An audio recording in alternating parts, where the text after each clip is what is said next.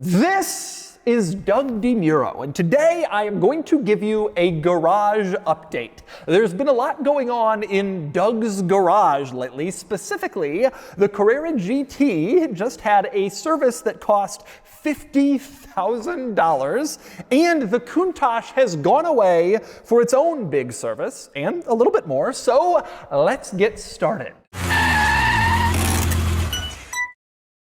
Okay, so the big news here in this garage update is I just got the Carrera GT back from a $50,000 service at Rapasi Motorworks in Connecticut, which is the place to service Carrera GTs nationally, but also globally. Rapasi Motorworks in Connecticut, write it down. Now, yes, I know it sounds insane. It's insane to me too. I brought my car to a shop, they did work on it, and the total bill was $50,000. Actually, just under $45,918, which is a ton. Now, I want to be clear here. This is also insane to me. I do not live in a world of $50,000 car servicing.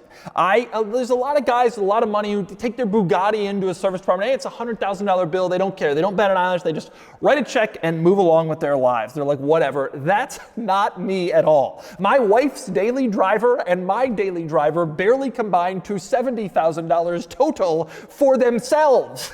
And this is a $50,000 car service. It's crazy to me too, just like it is to you. But let me explain the situation here. Two important things to note. Number one, I worked the cost of this service into the purchase price of the car. This is really, really important. So when I bought the car, when I was negotiating the price, I had come to a price that I thought was fair, assuming that it needed this service to be done. That was my plan. So it's not like I didn't know this was coming. In fact, quite the opposite. I fully expected it. I planned for it. I had budgeted it, and I worked it into the initial deal. So in my mind, I don't want to say that this service was free. It cost $50,000, but I guess my point is I would have paid $50,000 more for the car if it had had this done in the first place, if that makes sense. So this was always part of my plan. It is not some big surprise. Now, number two, the other important thing to keep in mind with this service, almost all of the stuff that it included was elective. In other words, the car didn't break. People are going to see the title, they're not going to watch the video or listen to it, and they're going to say, they're going to go to Cars and Coffee, and Doug's Carrera GT already broke down. Doug already spent so much money on his Carrera GT. Oh, they're so expensive to own the Carrera GT. No, most of this stuff that this service was personal choice, stuff that I chose to do, not stuff that I needed to do because the car was broken. So those are the basics of the service, and now let's get into the specifics. So what happened? Well, number one, the service was I converted the rear spoiler from hydraulic to electric. That cost about $9,000. Number two, I replaced all of the suspension in the car, and I added an axle lifter kit that lifts the car at the push of a button. That cost about $26,000. And very importantly, I added heated seats and Bluetooth. And that cost about $2,000. Now those things right there, that's about $37,000 of my $42,000 bill before tax. And the rest is some miscellaneous stuff that I'll cover in a few minutes. But let's talk it through, starting with the spoiler thing. So here's the deal. In a Carrera GT, the spoiler goes up and down at certain speeds. It's hydraulically actuated. So it's hydraulics back there that do it. It goes up at like 70 some miles an hour. It goes back down when you get below a certain speed. And it's kind of always going up and down when you're driving, when you're on the freeway, that sort of thing. There's also a button that you can use inside the car that you can use to push it up. So the thing about these spoilers is they always fail. The hydraulics always fail. They start leaking. I mean, the car's 20 years old now, and the hydraulics start to get old, they leak, and then the spoilers will start to sag, often in only one side because one of the hydraulics will fail first. And so the spoiler will start to sag, or it'll just start to sit lower and lower. And it generally fails. It's a common problem with the Carrera GTs. A lot of these cars have had their spoilers replaced, or they just don't work at all, so it's not great. Now, the other thing about these spoilers is, with the hydraulics, you really shouldn't park the car with the spoiler up, because the hydraulic system has to use all this pressure to keep the spoiler up. And so if you have the car just sitting there, it is constantly in this state of high pressure, which is part of the problem. It's part of the reason that they fail and part of the reason that they sag. So if you have a Carrera GT with the hydraulic spoiler stuff, you want to avoid actually putting the spoiler up any more than you absolutely have to, like when the car goes over a certain speed. Now, this is a problem for me. And people are going to make fun of me for this, but I love how the car looks with the spoiler up, and I prefer to park it with the spoiler up all of the time. And the reason for that, I've always felt the Carrera GT is a little bit of a weird looking, not weird looking, but I don't consider it a truly classically beautiful car, like a 300 SL Gullwing with its gorgeous flowing lines, or a Jaguar E-Type. To me, the Carrera GT is more of a function car, and it's not the most beautiful, particularly with the spoiler down. The big problem is, right behind the seats, you have this bizarre 90-degree angle that almost makes it look a little like a pickup truck El Camino supercar. It's a little bit of a weird thing. And I think that parking it with the spoiler up kind of raises the visual profile a little bit and eliminates some of that weird pickup truck look in the back. I just like how the car looks with the spoiler up. It's just plain cool. But when I would park my car with the wing up, because the hydraulics were starting to slowly fail and the fluid was seeping away, it would start to sag just a little bit because it was leaking. My spoiler was going up and down correctly at the speeds when it was supposed to and with the button, but sometimes it would sag a little bit, and sometimes it would give me a warning in the gauge cluster that it wasn't working great, so I had to address it and do something. Now, the factory hydraulics to replace the spoiler are tremendously expensive, into the tens of thousands of dollars, but there is an aftermarket solution from a company called RenKit. They convert the spoiler for you from hydraulic to electric. If you have a 996 or a 997 turbo, they also make a kit for those cars, and they also have other Boxster and Cayman like spoiler and aftermarket parts. So they're in the Porsche world generally, but one of the kits they do is this hydraulic to electric spoiler conversion for the Carrera GT. And so I bought that and I had it installed. Now, there are a few benefits to this system. Number one, electric is cheaper. The hydraulic replacements would have been tremendously expensive, and going electric is actually less expensive, but it still does the same thing. Spoiler still goes up at speed, down at another speed, push the button, it all still works. And number two, most importantly, it's more reliable. So not only was it cheaper to replace, but if you replaced it with the factory hydraulics again, they would inevitably fail again. It would take 20 years, but they would eventually fail, and you'd have to do it all over again. But with the electric conversion, it's all wires, and they're not going to fail. There's no fluid back there doing anything. Plus, the other added benefit, I can park with the wing up, because now there's no longer hydraulic pressure in the system. It's just an electric mechanism. You push a button, it goes up. Nothing is putting a lot of pressure on anything. And so I can sit there in my spoiler up parked bliss like I am now and be happy. Now, I'm not a big modifying cars guy. I generally don't do it, but I make exception for mods that increase the reliability or the usability of a car, and that one certainly qualifies. Okay, so next, the biggest item in this service was undoubtedly the suspension. When the Carrera GT was new, it came with this Sachs suspension system that, by all accounts, is starting to feel worn out. The technology is about 20 years old. The cars have 20 years of driving, or in a lot of cases, 20 years of just sitting around, and it's just starting to get old. So a lot of owners are starting to upgrade their Carrera GT suspension with newer, more modern technology suspension. You don't have to.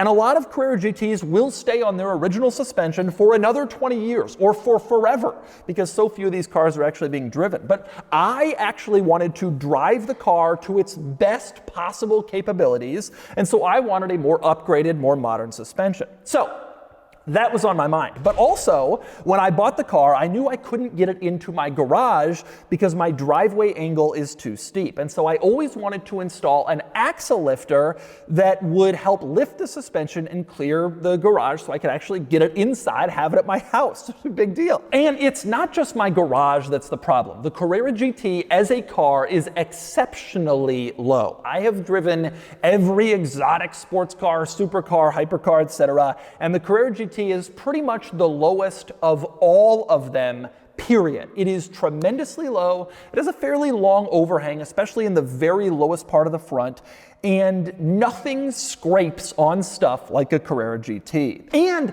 the panels underneath the car are tremendously expensive to replace. There's carbon fiber panels under there. The sum of them is like $100,000 in panels if you screw it up. So if you want to actually use the car, you want an axle lifter. And once again, I'm generally not a fan of modifications, but for reliability and usability, I'm down. So the good news is that KW, the suspension manufacturer, they make both of these things. New suspension for the car and an axle lifter. So after hearing other Carrera GT owners who actually drive their cars rave about the improvements from these things, I figured I kind of wanted the suspension and I kind of needed the axle lifter. I figured this was an easy one, so Rapasi Motorworks did it for me. And I gotta say, this has completely transformed the car in an unbelievable way. The axle lifter has transformed it because now the car is tremendously more usable. I can just drive straight into my garage. I can just drive straight into anything, basically. It lifts the car up front and rear to the point where it can clear basically anything that a normal, Porsche 911 or a normal sports car would clear. And this is so great. I no longer have to go on Street View before I drive somewhere and try to assess the angle of a driveway in the place where I'm going to see if the Carrera GT is actually going to make it. I just push the button, the lifter lifts it up, and we're all good. Like I said, modifications for usability. It's a big deal, and this one was a huge win. But the huger win was unquestionably the suspension, which has truly, profoundly changed the way the car feels in an unbelievable capacity. It just drives so incredibly well now. This is a brand new, modern suspension system, and the car now has the handling of a Ferrari Pista or a 765 LT, but it also has a manual transmission and a naturally aspirated V10. It's the best of all possible worlds. You get modern supercar handling, but with the old school analog supercar stuff. There is no better combination in the world. It feels like I brought the car forward 20 years in terms of the way that it handles, and yet I still have this incredible analog manual V10 Formula One car sound every time I drive it. It is now absolutely perfect to drive. Now, KW, the suspension company, they charge some big money for this stuff. For Carrera GT,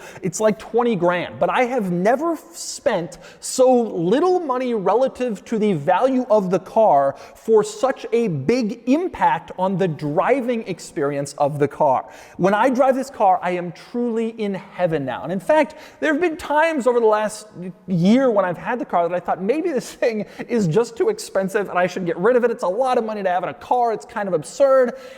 Now with the suspension upgrade, I drive the car and I think this car is undervalued. It for what it is and the way it feels, this car has the best of all car combinations in the entire world. It just drives so masterfully with this suspension change. So again, this upgrade had a cost, a significant one, and it was elective. I wasn't fixing something that was broken, but it increases the usability, it increases the drivability, just like the spoilers, so I did it. And then there's the Bluetooth and the heated seats. The thing about the Carrera GT is it intimidates me, honestly. I mean, you hear the stories about how it killed people, and it has, but the bigger thing to me is just how expensive it is to drive. And so like, I'm often, I don't really want to drive it. It's a little scary. I'm not really sure. So I've wanted to do stuff to the car that has made it less intimidating and given me less excuses to not drive it. And the axle lifter is certainly one. It's easy to say, oh, it's too low, I'm not going to take it out. Well, with the axle lifter, now you can. And Bluetooth and heated seats were also that. It seems stupid to add that to a car like this, but they make it just that much more usable. And more usable means more miles, and more miles means you get more comfortable with the car and you get more used to driving it. So yes, I spent like $2,000 adding Bluetooth and heated seats to a Carrera GT. Sounds absurd, but it's just one less excuse I have to not drive the car. And I absolutely love music. I am a top 0.5% Spotify listener. And I can't say anymore, hey, I don't want to take the Carrera GT because I can't listen to stuff, or it's too cold, heated seats. It's one more thing that makes the car more drivable, and that's really important to me. And I know people are going to say, how do you listen to music with that engine note? And I do sometimes turn it off completely and just listen to the car, but at least now I have the option. So again, a modification to add usability. And I now feel like this car is perfectly set up for someone who truly wants to drive and use a Carrera GT. So many of these cars have been socked away with 0 miles on them, and that's fine, honestly. I actually don't care about that. A lot of people get upset, but I don't care. People can do that if they want to, but I want to drive the car. I've already driven it 2,000 miles in the last year. When I bought the car, it was 18 years old and only had 9,000 miles total. I've driven it 2,000 miles in 1 year. I'm gonna keep driving it. And now the upgrades I've done have been designed to do just that. A spoiler that works well, more reliable, suspension that has greatly enhanced the driving experience, a lifter so I can take it places, Bluetooth and heated seats. The car is set up to use. And so I am using it. Now, one last aside before I move on to the Countach. I have all of the service records for my Carrera GT going back to when it was new in 2005. And in the last 16 years, since the warranty expired in 2008, the car has cost its owners approximately $170,000 in maintenance and repairs. That's about 10 grand a year on average, although the vast majority of that 170 grand has been split between 2 huge services, including the one that I just did. Mostly, if you look at the service history, it was mostly just an annual service, an oil change, a brake fluid flush, pretty much every year, except for 2 really, really big services. But still, 170 grand in 16 years to own. And you know what? In that time, the car has gone up in price 3 times from the original sticker and 4 times from when the second owner bought it in 2011 for $303,000. I have that sales slip in my paperwork. In fact, if the second owner had bought the car and simply kept it until now, he would have made 40% more than the S&P 500, even accounting for maintenance, repairs, insurance, storage, and fuel. He still would have beaten the S&P by 40%. So it's become very valuable to own a Carrera GT. It's become very expensive, this car. And you can't have a realistic discussion around this car without also talking about the value.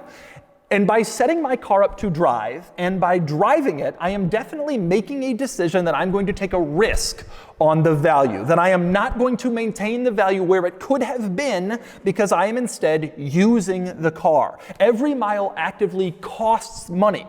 It's a hard choice. It honestly is when you think about how valuable the car is and how each mile kind of screws with that and the risk of taking it out. But I truly believe this is the greatest driving car ever made. Even more so now with the changes I've made. And so I feel that driving it is the right decision. So, well, one last thing, by the way, a couple other minor service items to the Carrera GT. A headlight went out, believe it or not. That cost about $1,000, and the alternator was replaced. It wasn't charging.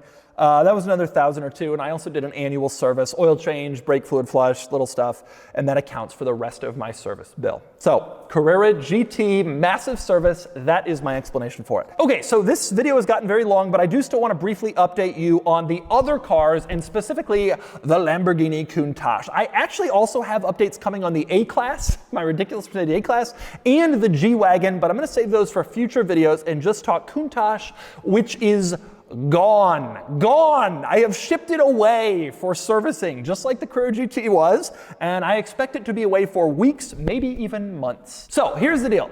Countachs are hard to find. Let's start with this. Countachs are hard to find, especially the way that I wanted to find one. I wanted a carbureted car with a round belly, they call it, so no side strakes on the rocker panels.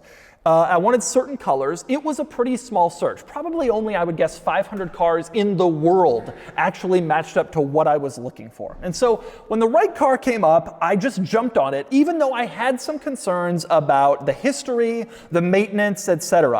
I'm big of the mind that when a car is that rare, you just kind of have to buy first and ask questions later. And hopefully you can buy it right enough that you can leave some budget for some service work in case the car needs it. And I think that's the situation here. I think I have enough, budget left over to do some service work even with the purchase price. But my thinking was, even if it needs a lot of work, I better just do it because I might not find another one. And indeed, I bought this car now almost 4 months ago, and another Countach hasn't yet come up, at least in public, that fit all of my criteria, so I'm glad I did it. It's a bit of a risk. You buy a car, some things are unknown. I didn't look at the car at all before I had already paid for it and the car showed up, but I'd rather buy the right car and spend money making it kind of mechanically correct versus just waiting and waiting and waiting, and eventually it might show up. Meanwhile, the market is rising, especially for Countaches, and you might wait yourself out of a car at all. So I kind of bought this Countach blindly, checked all my boxes, and I figure I would deal with the stuff that the seller didn't disclose when it showed up.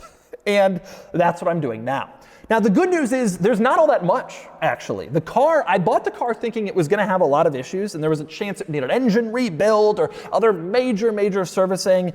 And I really feared that. And I thought I would be looking at a $100,000 potential repair bill, having never seen the car before. And it doesn't seem like that is going to be the situation. I've had the car now for about 2.5 months.